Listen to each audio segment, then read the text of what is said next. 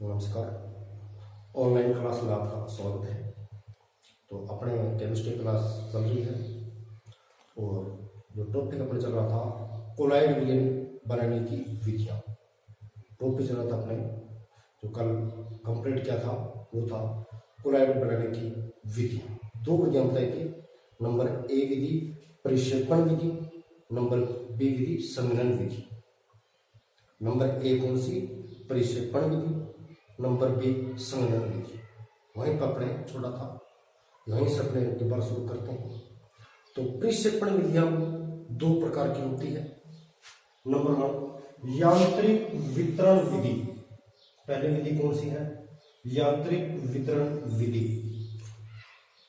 यांत्रिक वितरण विधि ये परिक्षेपण विधि का भाग है।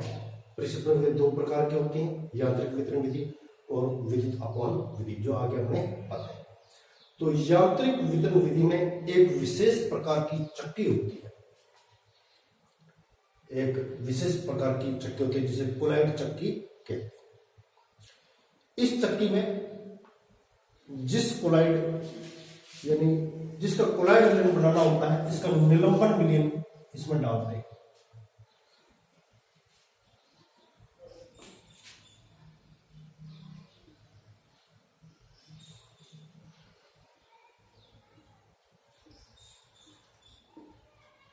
निलंबन विलयन इसमें डालते हैं, जिसका कोलाइड विलयन बनाना होता है उसको ऊपर से यहां से डालते हैं। और इसमें दो पट्टे लगे रहते हैं, एक ऊपरी पट्टा और एक नीचे वाला। जो इसको धातु की चक्रियां होती दो, एक ऊपर वाली चक्री और एक नीचे वाली चक्री। दोनों चक्रियां विपरीत दिशा में घूमती है, एक दक्षिणावर्त घूमती है तो दूसरी वामावर्त घुमाता है। एक ऊपरी पट्टा होता है, ऊपरी चक्री को दक्षिणावर्त घुमाता है, जबकि नीचे वाला जो पट्टा होता है वो इसको वामावर्त घुमाता है। यानी दोनों विपरीत दिशा में, एक दक्षिणावर्त और एक वामावर्त। और ऊपर से इस निलंबन विलयन तैयार करते हैं। निलंबन विलयन जब इसके अंदर डालते हैं तो यहाँ पर विलयन आ जाता है और इस चक्री के माध्यम से बारीक चूर्ण किया जाता है। बारीक चूर्ण यहां तक किया जाता है कि कोलाइड विलयन आ सके। यहां तक पीसते रहते हैं, बारीक पीसते हैं, जब तक पूर्ण का पूर्ण पदार्थ पीसकर बारीक हो जाता है तब इस चक्री को बंद कर देते हैं। इस चक्री की सहायता से दांतों की क्रीम पेंट यानी जो कलर जो रंजक रंगने के लिए काम में लेते हैं, उन पदार्थों का कोलाइड विलयन बनाया जाता है। यानी इसमें एक विशेष प्रकार की चक्की होती है जिसे कोलाइड चक्की कहते हैं। कोलाइड चक्की में ये ऊपर वाला पट्टा रहता है और ये नीचे वाला पट्टा, ये धातु की चक्रियां होती है। ये ऊपर वाली चक्री और ये नीचे वाली चक्री। ऊपर वाला जो पट्टा होता है वो ऊपर वाली चक्री घुमाता है, नीचे वाला पट्टा होता है वो नीचे वाली चक्री घुमाता है। एक दक्षिणावर्त घुमाता है और एक वामावर्त। तो बीच के अंदर जैसे ही निलंबन डालते हैं, बीच के अंदर पीसा जाता है, बारीक चूर्ण किया जाता है और ये कोलाइड विलयन तैयार हो जाता है। तो इस विधि से दांतों की क्रीम, पेंट, रंजक पदार्थ आदि पदार्थों का कोलाइड विलयन तैयार किया जाता है। ये तो है पहली विधि, यांत्रिक विधि कंप्लीट।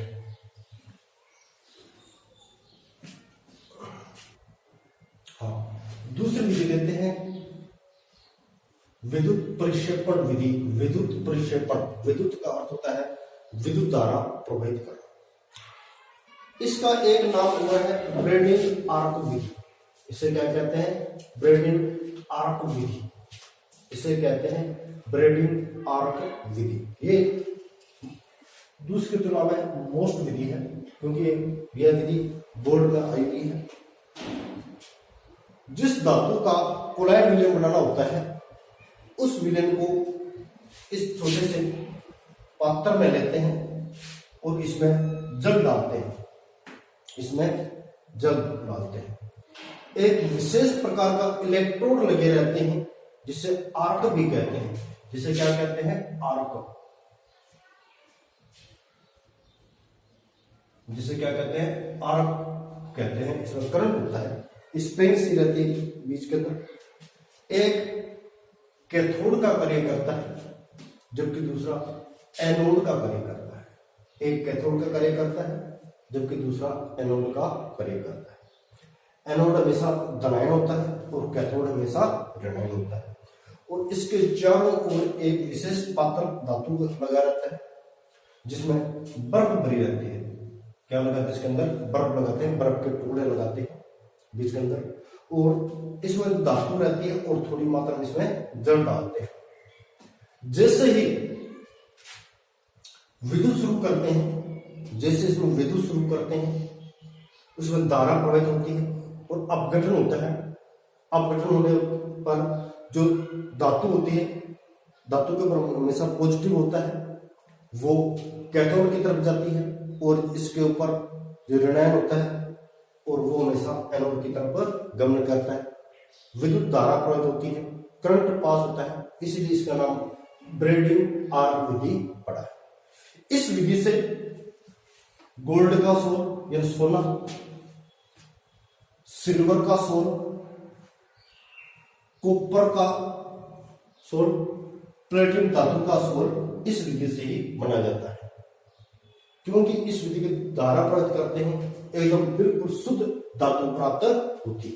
जैसे अपने पहली विधि पढ़ी थी उसके अंदर शुद्ध धातु प्राप्त नहीं होती, क्योंकि इसके अंदर पीस का बनाया जाता है। जब पीस जैसे HDN इसके अंदर रह जाती है, इसलिए इसमें शुद्ध कोलाइड विलयन तैयार नहीं होता है। जबकि इसमें शुद्ध कोलाइड विलयन तैयार होता है, क्योंकि धातु इसके अंदर जो धातु रहती है वो ब्रेडिंग करंट धारा इतनी प्रवाहित करते हैं कि धातु को पिघल जाती है और ये गुणोत्तर इसको आर्क बोला जाता है, क्योंकि स्प्रिंग रहता है वोल्टेज, तो इसके अंदर पूरे के अंदर धारा प्रवाहित हो जाती है।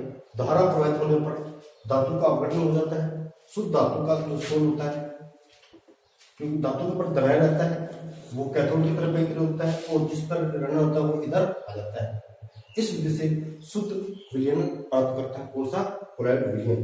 और इस विधि से गोल्ड का सोल, सिल्वर का सोल, कॉपर का सोल और प्लेटिनम धातु का सोल तैयार किया जाता है। ये थी महत्वपूर्ण दो विधियां।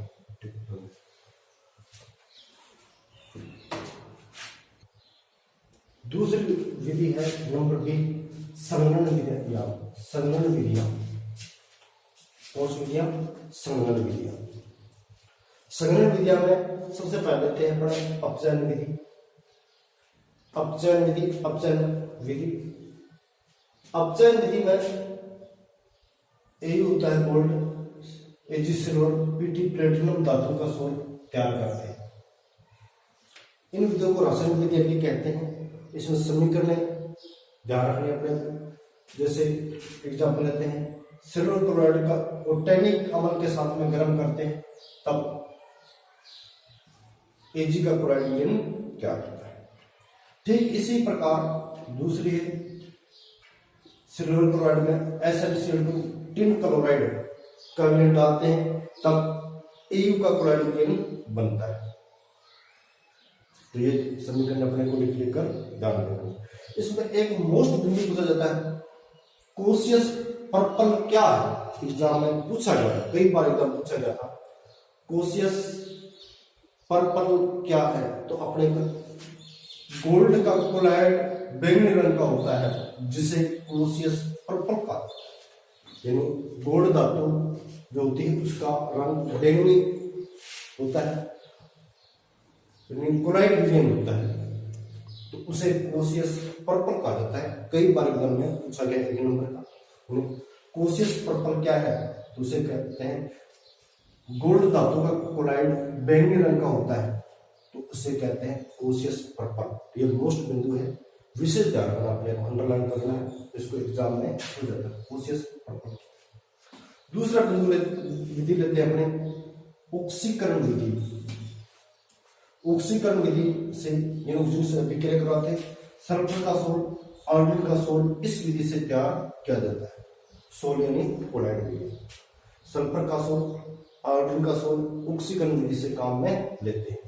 तो इसमें ये H2S SO2 जो गैस होती है SO2 गैस प्रवाहित करते हैं, तब सल्फर का सोल 3S2H2O सल्फर का सोल प्राप्त होता है।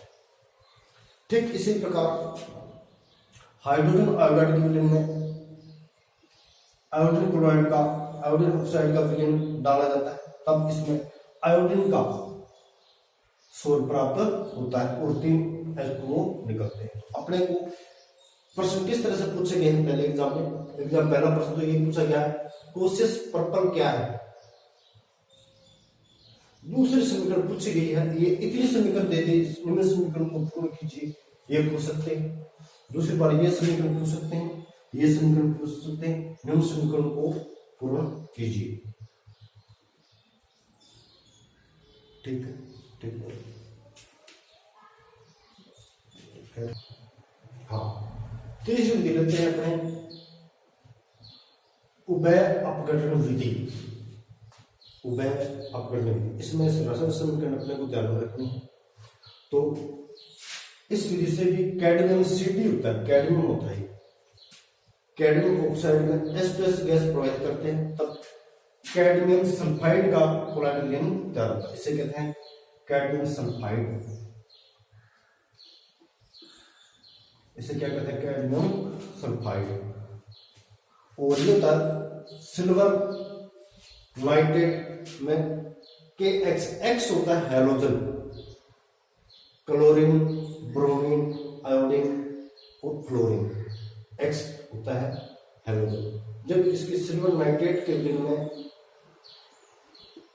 पोटेशियम हैलाइड, इसे कहते हैं पोटेशियम हैलाइड के विक्रिया करवाते हैं, तब सिल्वर हैलाइड का निर्माण होता है।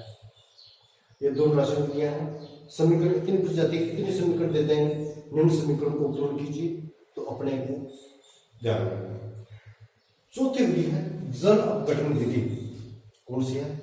जल अपघटन विधि।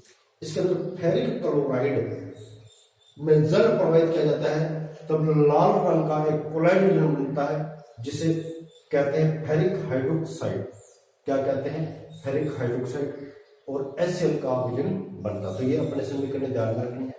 ये समीकरण भी एग्जाम में पूछी गई है। समीकरण को कंप्लीट कीजिए, इतना बता के लिखा हुआ था, इतनी समीकरण दी थी। आगे वाले समीकरण अपने को ध्यान में रखो। Thank you.